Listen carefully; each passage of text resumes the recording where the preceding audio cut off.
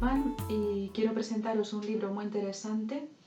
de una de las grandes figuras del siglo XX como es Dorothy Day.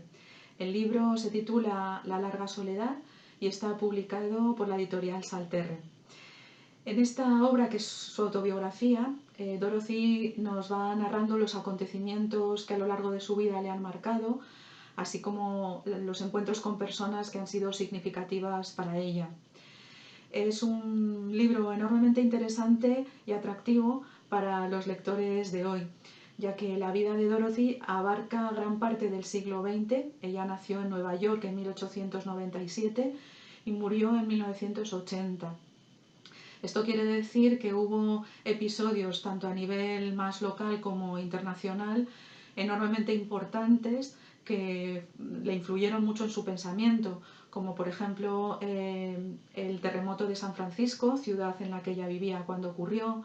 la Primera Guerra Mundial, la Gran Depresión del 29, la Segunda Guerra Mundial o la Guerra de Vietnam. Estos acontecimientos trágicos desarrollaron en ella un espíritu crítico respecto a la situación sociopolítica y la animaron a frecuentar círculos de personas o de pensamiento de izquierdas, socialista, anarquista, comunista, tratando de buscar respuesta a una gran pregunta que ella se hizo o se hacía desde que era una niña, y es cómo es posible que algunas personas puedan vivir con muchos bienes y otras con muy poco, o por qué algunos colectivos viven la injusticia de una forma más fuerte que otros. Así que ella desarrolló este pensamiento crítico y militante que la hizo encabezar numerosas marchas y manifestaciones que la llevaron a la cárcel en repetidas ocasiones. Sin embargo, a lo largo de su vida fue desencantándose de estas posturas sociopolíticas radicales de izquierdas,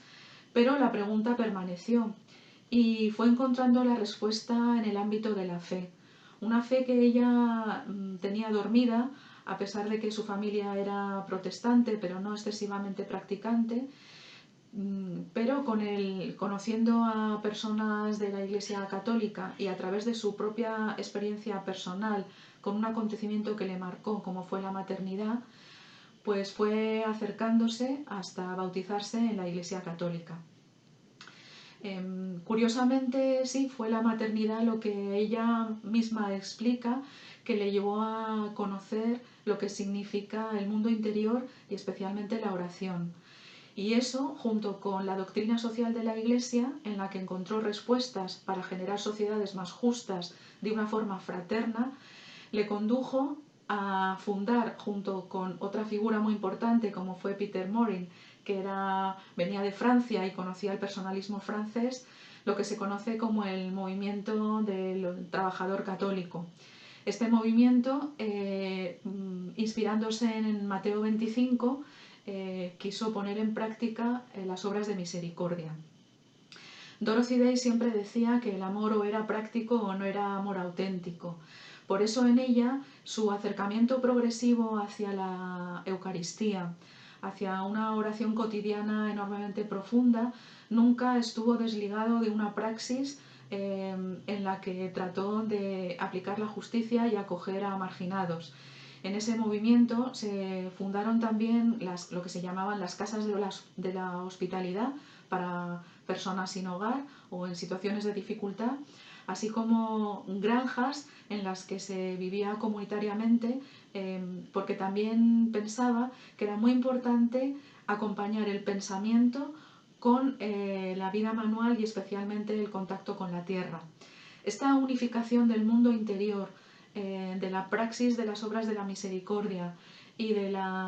trabajo manual en contacto con la tierra, hizo que también progresivamente se